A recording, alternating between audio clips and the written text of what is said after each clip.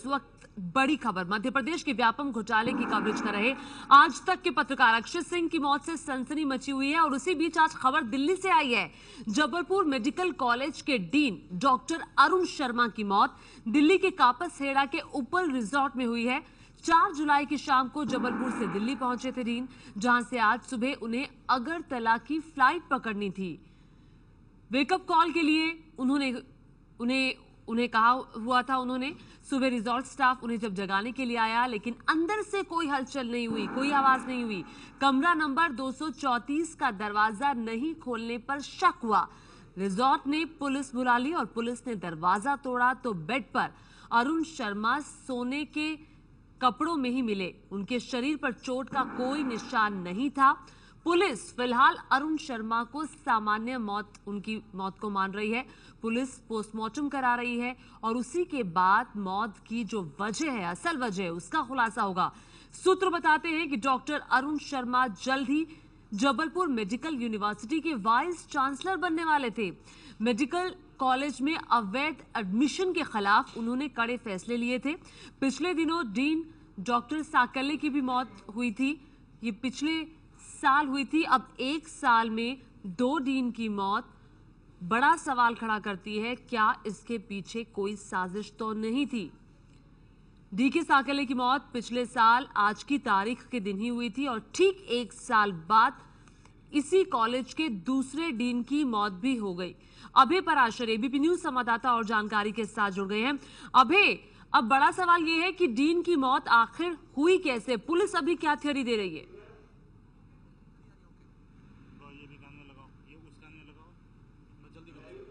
अभी आवाज आ रही है आपके पास? हेलो, अभी आवाज आ रही है तो जानना चाहेंगे कि पुलिस अभी क्या कह रही है। अरे इसी नंबर पे दो ना। तो लगता है आवाज नहीं जा पा रही है टेक्निकल फॉल्ट की वजह से। लेकिन आपको बता दें कि 1 साल के अंदर 2 डीन की मौत हो जाती है और बड़ा सवाल ये खड़ा होता है कि इन लगातार होती मौतों के पीछे वजह क्या है। कल ही आज तक के रिपोर्टर की भी मौत हुई है जो व्यापम घोटाले को कवर करने के लिए गए हुए थे और आज अरुण शर्मा की मौत बड़ा सवाल खड़ा करके जाती है। जबलपुर मेडिकल कॉलेज के डीन थे। अभय पराशर एक बार फिर से जुड़ गए हैं। अभय, पुलिस क्या कह रही है? अभी मौत की वजह क्या है और पोस्टमार्टम रिपोर्ट कब तक आएगी?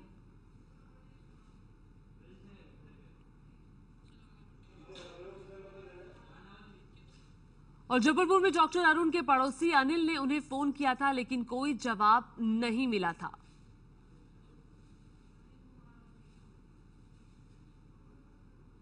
रात को वो सोए होटल में, सुबह 5 बजे की कॉल दी कि सुबह 5 बजे मुझे उठा दो और उनको अगरतला जाना था इंस्पेक्शन के लिए एमसीआई के। तो वो सुबह जब उन्होंने कॉल दी, नहीं उन्होंने अटेंड किया, तो उन्होंने फिर मास्टर की से दरवाज़ा खोला तो अंदर ही वॉज फाउंड डेड। और जबलपुर मेडिकल कॉलेज के डीन डॉक्टर अरुण शर्मा का परिवार कांग्रेस से जुड़ा रहा है। दिग्विजय सिंह के मुताबिक उनके पिता इनके शर्मा मध्य प्रदेश सरकार के मंत्री रह चुके हैं और मध्य प्रदेश कांग्रेस के अध्यक्ष भी।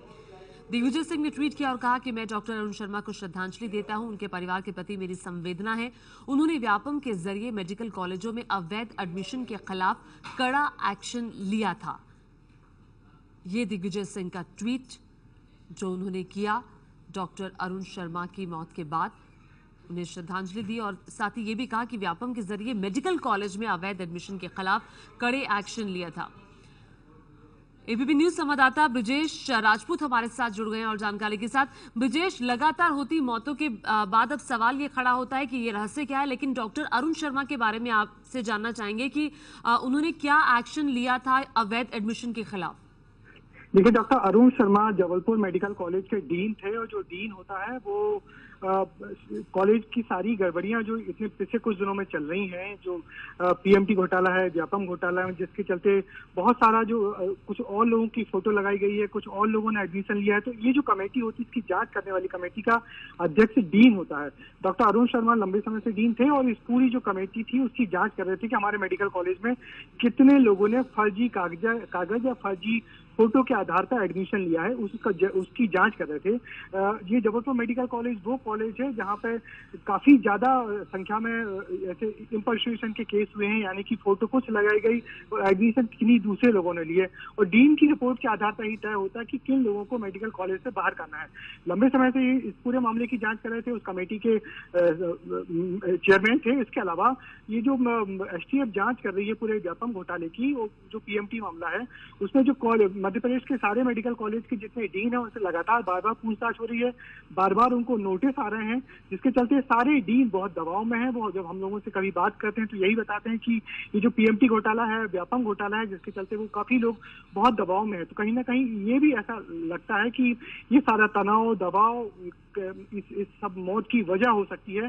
डॉक्टर शर्मा को अगरतला जाना था, जबलपुर से वो निकले थे एमसीआई किसी में इंस्पेक्शन के सिलसिले में, अगरतला जा रहे थे। घर वालों को ये बिल्कुल खबर नहीं थी कि वो दिल्ली में रुकेंगे फिर अगरतला जाएंगे, मगर आज जैसे उनको खबर मिली है पूरे घर के लोग सदमे में हैं और लगातार हो रही मौतें बार बार सवाल खड़े की। खास बात यह है कि ठीक 1 साल पहले इसी तारीख को जो पहले वाले डीन थे डॉक्टर शाकले, उन्होंने सुसाइड किया था, आत्महत्या की थी, और जो उसको सुसाइड को भी सब लोग बहुत संदेह की दृष्टि से देख रहे हैं। कुछ दिनों पहले एक जबलपुर में एक डॉक्टर ने सवाल खड़े किए थे कि डॉक्टर शाकले की मौत बहुत रहस्यमय परिस्थितियों में हुई है और उसकी फिर से जांच की जानी चाहिए।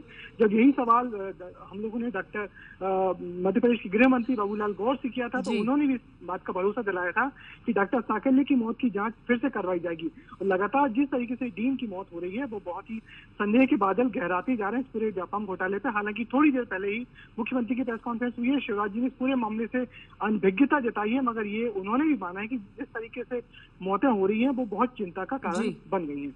जी, बहुत शुक्रिया इस तमाम जानकारी के लिए ब्रिजेश राजपूत। और इसके अलावा कल एक और मौत हुई, मध्य प्रदेश के व्यापम घोटाले में सनसनीखेज मौत हुई है आज तक के रिपोर्टर की। घोटाले की कवरेज के लिए झाबुआ पहुंचे थे आज तक चैनल के पत्रकार अक्षय सिंह, जिनकी मौत सवालों के घेरे में आ गई है।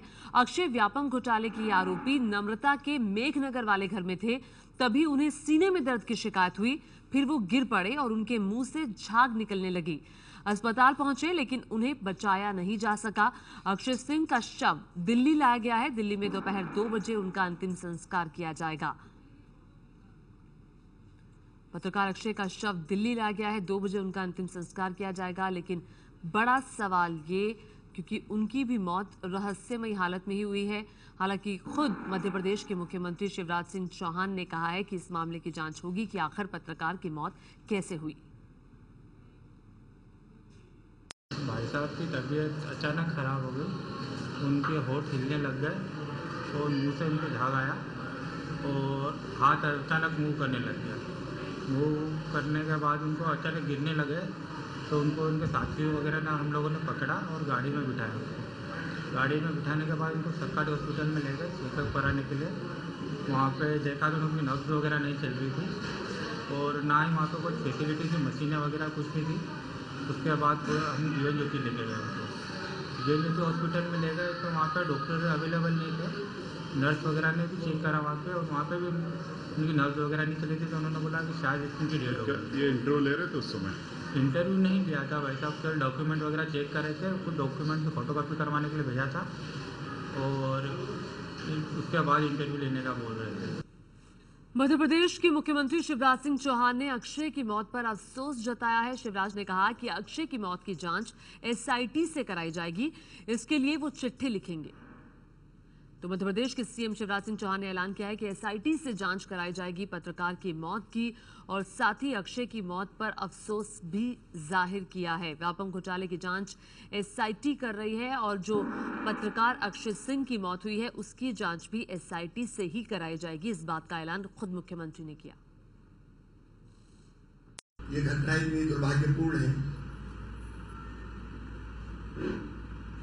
कि मन कष्ट से भरा हुआ है। उनके परिवार के साथ हमारी संवेदनाएं जुड़ी हैं और दुखी परिवार के साथ मैं स्वयं, राज्य सरकार खड़ी हुई है। आज मैं एसआईटी को पत्र लिख रहा हूं। एसआईटी जिसका गठन हाई कोर्ट के रिटायर्ड जज की अध्यक्षता में, सेवानिवृत्त जो जज थे उनकी अध्यक्षता में माननीय हाई कोर्ट ने किया है। और उनसे हम आग्रह कर रहे हैं कि वो भी इस